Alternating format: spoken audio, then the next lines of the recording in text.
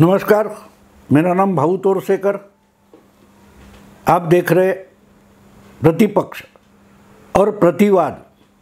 अब प्रतिपक्ष और प्रतिवाद, इसमें क्या फ़र्क है दोस्तों?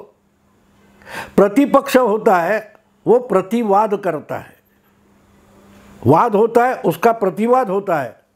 तो प्रतिपक्ष भी पक्ष के दूसरी बाजू से बोलने वाला वो प्रतिपक्ष होता है। तो हिंदी के लिए मैंने एक अलग हिंदी चैनल शुरू करना तय किया है और उसका नाम होगा प्रतिवाद।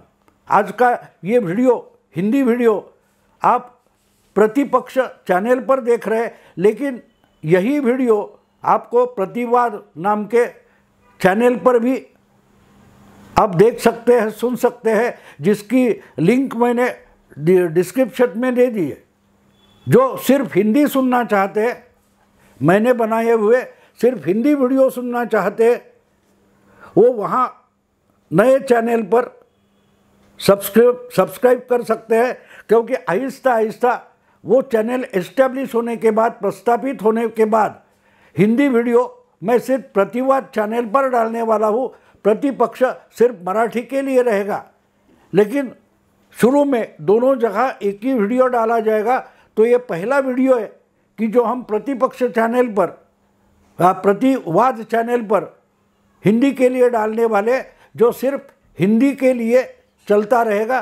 तो जो हिंदी सुनने वाले हैं उनको मैं रिक्वेस्ट करूँगा, आप प्रतिवाद को भी बड़ी तगड़ी संख्या में सब्सक्राइब करें। दोस्तों, अभी सब्जेक्ट की ओर मैं आता हूँ। आज का मेरा विषय है तीन तिगाड़ा और अपना ही काम बिगाड़ा। हिंदी में बोला जाता है, मराठी में बोला जाता है तीन तिगाड़ा, यानी तीन लोग इकट्ठा हो जाते हैं तो गड़बड़ हो जाती है। लेकिन जो सब्जेक्ट मैं आपके सामने पेश करने वाला हूँ, वो तीन लोग इकट्ठा आने से कुछ गड़बड़ हुई ऐसा नहीं है। जो तीन लोग मैं आपके सामने राजनेता पेश करने वाला हूँ, ये तीनों ऐसे हैं कि जिन्होंने अपने अहंकार में अपना ही काम बिगाड़ा, और जब अहंकार चूर चूर हो गया तो जिसके खिलाफ बगावत की थी, जिसके खिलाफ लड़ाई की थी, जिसके साथ दगाबाजी की थी, उसी के ही शरण में फिर से उभरने के लिए वही नेता आ गए। ऐसे तीन नेताओं की कहानी मैं आपको बताने वाला हूँ। और इसका कारण है कि इसमें से दो नेता ऐसे हैं कि जो दो बार बगावत करके, दगाबाजी करके निकल गए थे, और फिर तीसरी बार उसी नेता के यानी बीजेपी के और नरेंद्र मोदी के शरण में आ गए और उनको संजीवनी मिल गई, उनकी पुनर्स्थापना हो गई। तीसरा नेता ऐसा है कि जो अभी भी फड़फड़ा रहा है, लेकिन उसके भी मोदी के साथ आने की चर्चा जोर शोर से चल रही है। दोस्तों, आपको याद है, कल परसों की बात है, 4 तारीख को मतगणना हो गई, 18वीं लोकसभा चुनी गई। नरेंद्र मोदी तीसरी बार फिर से प्रधानमंत्री बने, लेकिन उनको अपना खुद का या पार्टी का बहुमत नहीं मिला। लेकिन एनडीए जीत गई। एनडीए को 292 वगैरह बहुमत जैसे सीट मिल गए। सब पार्टियों ने मिलकर मोदी को अपना नेता चुना, जिसमें बिहार के मुख्यमंत्री नीतीश कुमार की पार्टी जनता दल यूनाइटेड है, जिसमें आंध्र की पार्टी तेलुगु देशम है, जिसके नेता अब मुख्यमंत्री बन गए चंद्रबाबू नायडू है। और तीसरे नेता जो पहले से एनडीए बनने से लेकर लगातार बीजेपी के साथ रहे, लेकिन आज बड़े दुश्मन बन बैठे, ऐसे है उद्धव ठाकरे। पिछला लोकसभा चुनाव भी उद्धव ठाकरे ने बीजेपी के खिलाफ लड़ा, जोर जोर से मोदी जी को गालियां दी, विरोध किया, और उनके अच्छे खासे 9 एमपी भी चुनकर आए कांग्रेस और शरद पवार की मदद से। लेकिन 18 से लेकर वो 9 तक नीचे आए हैं। आधे उनके एमपी घट गए, पार्टी टूट गई है। लेकिन संवर गए। लेकिन क्या उनके पास आज जो ताकत है वो भविष्य में अकेले चल सकते हैं, या उनको कांग्रेस और शरद पवार के साथ रहना पड़ेगा, वरना उनकी पार्टी खत्म हो जाएगी। और इसलिए चर्चा ये चल रही है, डिबेट चल रहा है, खबरें आ रही है कि बहुत जल्दी उद्धव ठाकरे भी एनडीए में मोदी के साथ चले जाएंगे। खबरें उलट सुलट आ रही है, बहुत आ रही है। और कुछ लोग तो, कुछ पत्रकार जोर शोर से बोल रहे हैं बिल्कुल जाएंगे, निकल ही गए, इनसे मिले उनसे मिले। लेकिन उद्धव ठाकरे भले एनडीए में बीजेपी के साथ जाना चाहते हो, क्या बीजेपी उनको साथ लेगी, ये भी बड़ा सवाल है। लेकिन ये सवाल उतना जटिल नहीं है जितना हम समझते, क्योंकि जिस ढंग से चंद्रबाबू नायडू और नीतीश कुमार को 2 बार दगा देने के बावजूद बीजेपी ने साथ में लिया, तो उद्धव ठाकरे को क्यों नहीं साथ लेंगे। और आज तो बीजेपी के पास अपना बहुमत भी नहीं है, तो एनडीए की ताकत बढ़ाने के लिए, बहुमत बड़ा करने के लिए शायद उद्धव ठाकरे को भी बीजेपी साथ ले सकती है, लेकिन वो बात अलग है। मेरा जो विषय है कि ये 3 नेता ऐसे हैं जिन्होंने कुछ ज़रूरत नहीं थी, कारण नहीं था, फिर भी अहंकार के कारण अपना और अपने पार्टी का नुकसान कर लिया। आपको याद होगा 10 साल पहले जब बीजेपी ने पहली बार नरेंद्र मोदी को प्रधानमंत्री पद का उम्मीदवार करके चुन लिया, तब तक एनडीए में नीतीश कुमार की पार्टी जनता दल यूनाइटेड की तूती बोलती थी। उनके पार्टी के अध्यक्ष शरद यादव हुआ करते थे, और शरद यादव एनडीए के निमंत्रक हुआ करते थे, कन्वेनर हुआ करते थे, संयोजक हुआ करते थे। यानी एनडीए की पार्टियों की अगर मीटिंग बुलानी है तो शरद यादव न्योता देते थे। लेकिन जब मोदी का नाम आगे लाया गया, तब नीतीश कुमार, उनका अहंकार फूल गया और उन्होंने तय किया कि बीजेपी मोदी को उम्मीदवार नहीं बना सकती, अगर बनाएंगी तो हम एनडीए छोड़कर निकल जाएंगे। उस वक्त शरद यादव को निकलना नहीं था, फिर भी वो तो इतने बड़े नेता नहीं थे कि नीतीश कुमार को कान पकड़कर एनडीए में रख पाते, तो उनको भी नीतीश के साथ एनडीए से हटना पड़ा। अपने आप में उनका वो संयोजक पद था एनडीए का, वो निकल गया। और 2014 के चुनाव में अकेले बलकर जनता दल यूनाइटेड लड़ी और सुपड़ा साफ हो गया बिहार में। 40 में से 22 सीटें अकेले बीजेपी ने जीत ली 2014 में। लेकिन उससे पहले ये बात थी कि जदयू के, जनता दल यूनाइटेड के 20 एमपी थे लोकसभा के, और बीजेपी के सिर्फ 12 थे, तो बीजेपी के 10 बढ़ गए और जदयू के 20 में से 16 कट गए। फिर 3 साल बाद लालू का साथ जाकर अपना नाक अपने खुद ही कटवा कर नीतीश कुमार वापस 2017 में एनडीए में आ गए। और जब बुरी हालत हो गई, जब राबड़ी देवी और लालू उनको हटाकर अपने बेटे को मुख्यमंत्री बनाने के कोशिश में लगे, तो लाचार होकर वही नीतीश कुमार 2017 में फिर बीजेपी के साथ आ गए, एनडीए में आ गए। लेकिन उनको या उनके साथी को, किसी को एनडीए का कन्वेनर नहीं बनाया गया, संयोजक नहीं बनाया गया, क्योंकि बीजेपी का अपना खुद का बहुमत था। बीजेपी दुगनी ताकत की हो गई थी वाजपेयी के समय से। तो इसलिए अहंकार के पीछे दौड़ते दौड़ते नीतीश कुमार ने खुद का नुकसान कर लिया।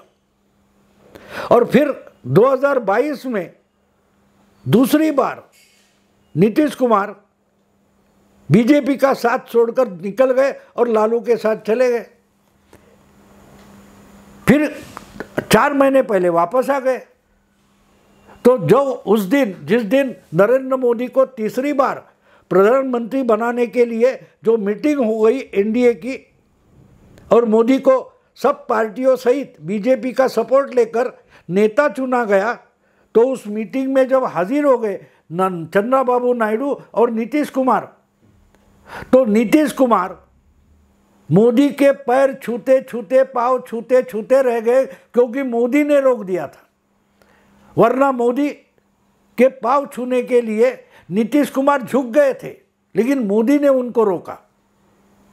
ये मैं इसलिए कह रहा हूं कि मोदी के पैर छूने की जरूरत नहीं थी। अगर 2014 में गलती नहीं की होती, अपने अहंकार के पीछे दौड़े नहीं होते नीतीश कुमार, तो आज भी एनडीए में उनका बड़ा सम्मान होता। आपको याद होगा वाजपेयी की गवर्नमेंट में, वाजपेयी जी की जो एनडीए बनी और गवर्नमेंट चल रही थी, उसमें डिफेंस मिनिस्टर जॉर्ज फर्नांडिस हुआ करते थे, और जॉर्ज फर्नांडिस एनडीए के संयोजक थे।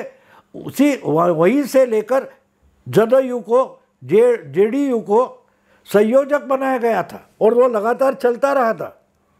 लेकिन नीतीश कुमार के अहंकार ने पार्टी का नुकसान कर दिया। वही बात हम चंद्रबाबू नायडू के बारे में भी देख सकते हैं।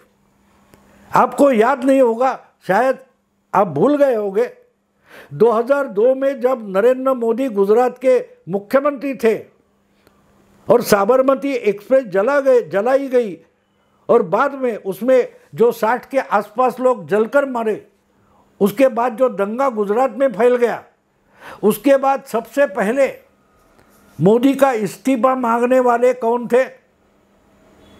जिसका नाम था आंध्र का, पूरे तेलंगाना और आंध्र मिलकर जो पूरा आंध्र था, उसके मुख्यमंत्री थे चंद्रबाबू नायडू।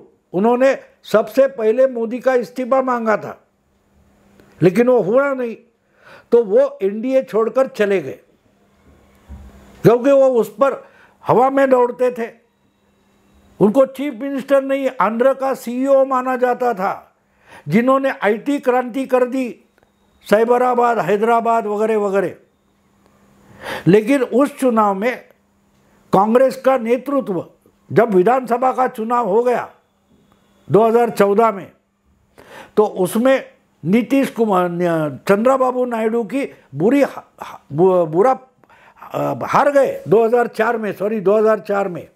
और राजशेखर रेड्डी जो कांग्रेस के नेता थे आंध्र के, उन्होंने सीपीआई, सीपीएम, ये तेलंगाना बनाने के लिए तेलंगाना प्रजा समिति, तेलंगाना राज्य समिति, चंद्रशेखर राव, उनको साथ लेकर चंद्रबाबू को हराया था। और 2004 से लेकर 2014 तक 10 साल चंद्रबाबू नायडू वनवास में रहे, अहंकार में गए थे। आंध्र चलाने के बजाय अपना नाक घुसेड़ते थे गुजरात में, मोदी का इस्तीफा मांग रहे थे, लेकिन खुद ही चले गए। मोदी तो दूसरा, तीसरा, तीन चुनाव जीतकर गुजरात के मुख्यमंत्री बनते रहे। और जब गुजरात का मुख्यमंत्री पद छोड़ने के लिए मोदी प्रधानमंत्री की रेस में आ गए, तब वही चंद्रबाबू नायडू नरेंद्र मोदी के शरण में आ गए, क्योंकि उनकी पार्टी 10 साल आंध्र के चुनाव हारती रही।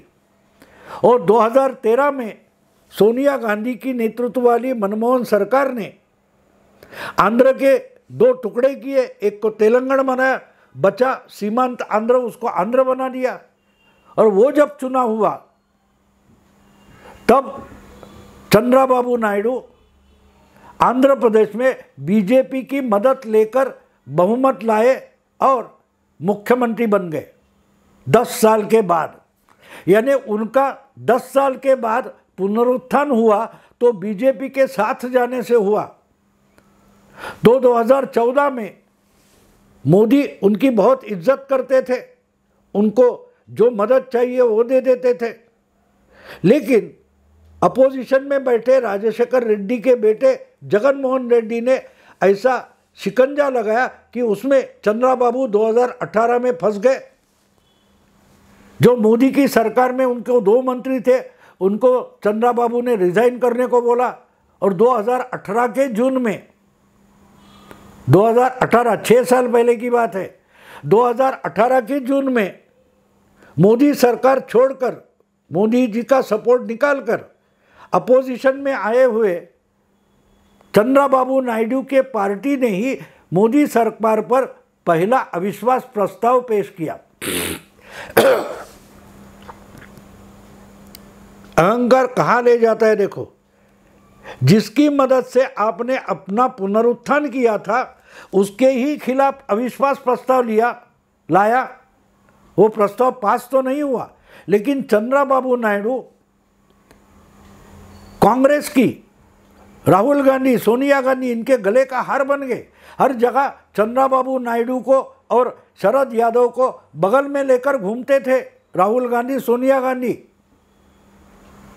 लेकिन उसके बाद जब 2019 का चुनाव हो गया तो उसमें इनकी बुरी हार हो गई और जगन रेड्डी अपनी नई पार्टी, प्रादेशिक क्षेत्रीय पार्टी लेकर आंध्र के मुख्यमंत्री बने। उन्होंने कुछ करप्शन के चार्जेस लेकर चंद्राबाबू नायडू को जेल में डाल दिया। चंद्राबाबू नायडू की पार्टी इतनी बुरी तरह से हार गई थी कि उनके 10-15 एमएलए नहीं बचे थे आंध्र की विधानसभा में। लेकिन और एक बात इसको ही पकड़कर बतानी पड़ेगी, जब 2018 में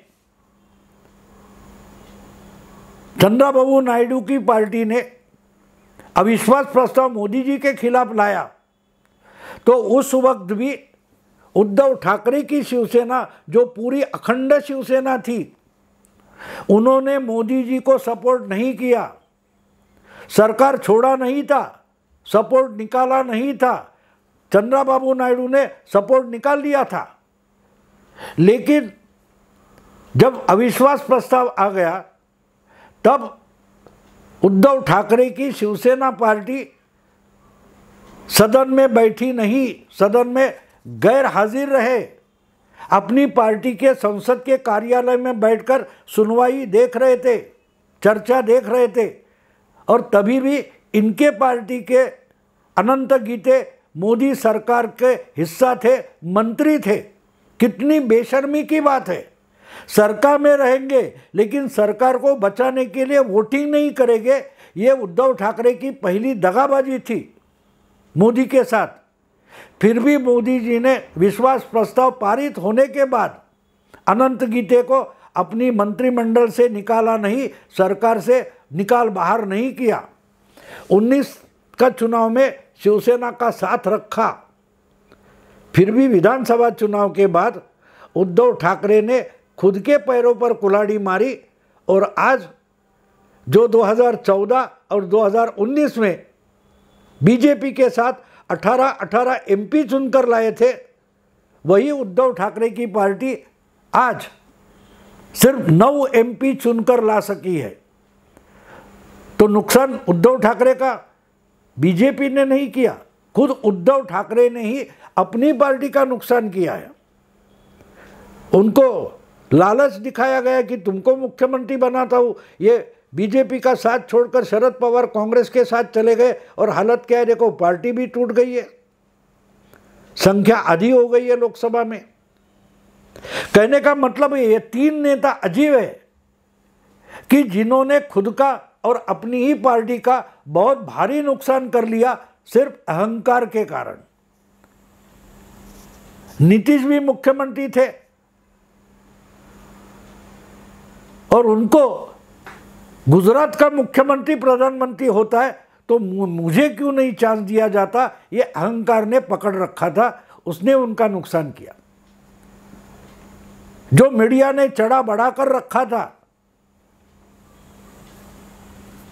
चंद्रबाबू नायडू को, तो उन्होंने गुजरात के मुख्यमंत्री का इस्तीफा मांगा था और 10 साल वनवास के बाद फिर उसी के शरण में जाकर अपनी पार्टी का रिवाइवल किया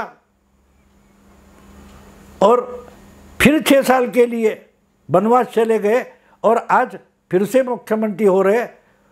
तो अगर नीतीश और चंद्रबाबू इनके बाद हम देखें तो तीसरा नंबर उद्धव का ही होता है, जिन्होंने अपने अहंकार के कारण अपने पुराने दोस्त को लात मारी और कांग्रेस और एनसीपी का साथ दिया।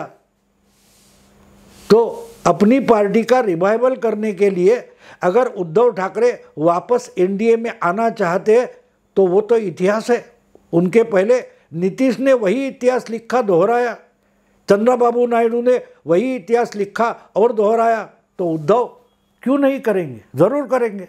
देखते आगे क्या होता है।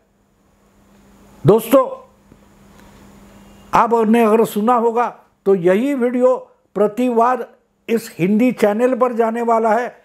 प्रतिवाद भी देखें, उसको सब्सक्राइब करें, लाइक करें। अब यही रुकता हूँ। नमस्कार।